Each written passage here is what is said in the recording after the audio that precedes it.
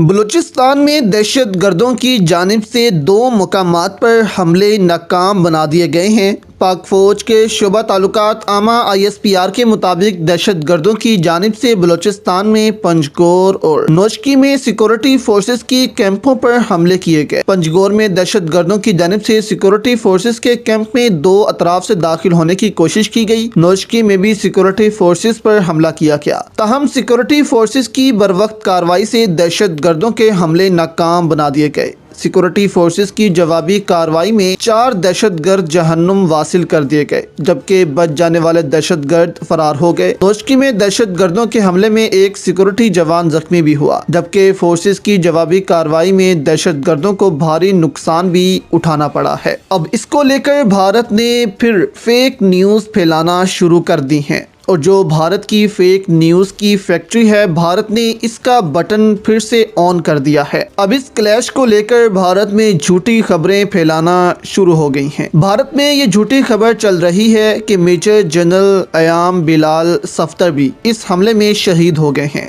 جو کل کیا گیا تھا BLF کی جانب سے۔ ایک اور فیک نیوز پھیلائی گئی کہ پاکستان آرمی کے ہیلی کاپٹر کو نشانہ بنایا گیا ہے BLA نے، اور وہ کریش کر گیا ہے۔ ایک صارف نے فوٹو شاپ کی مدد سے ڈان کا فیک آرٹیکل بنایا اور کہا کہ 50 FC سولجر شہید ہو گئے ہیں اس حملے میں۔ ایک نے تو یہاں تک کہہ دیا کہ 19 سولجر کو BLF نے یرغمال بنا لیا ہے۔ کئیوں نے تو 200 فوجیوں کے یرغمال بنانے کا دعویٰ تک کر دیا۔ تو یہ ہے بھارت اور بھارت کا فیک میڈیا اور فیک سوشل میڈیا، جو ایسی خبروں کو پھیلاتے ہیں اور پروپیگنڈا کرتے ہیں۔ BLF اس وقت ایران کے راستے بھارت کی فنڈنگ کی مدد سے پاکستان پر حملے شروع کیے ہوئے ہے، کیونکہ پاکستان ان دہشت گرد تنظیموں کو کچل چکا تھا، لیکن پھر ایک دم سے ان کا طاقت پکڑنا اور بھاری حملے شروع کرنا، اس کا مطلب یہی ہے کہ خطے کی کسی طاقت نے ان پر اپنا ہاتھ رکھ دیا ہے، اور خطے میں صرف ایک ملک ایسا ہے جو یہ کرتا ہے، اور وہ ہے بھارت۔ بھارت ہمیشہ کہتا رہا ہے کہ وہ پاکستان کے خلاف ان تنظیموں کو فنڈ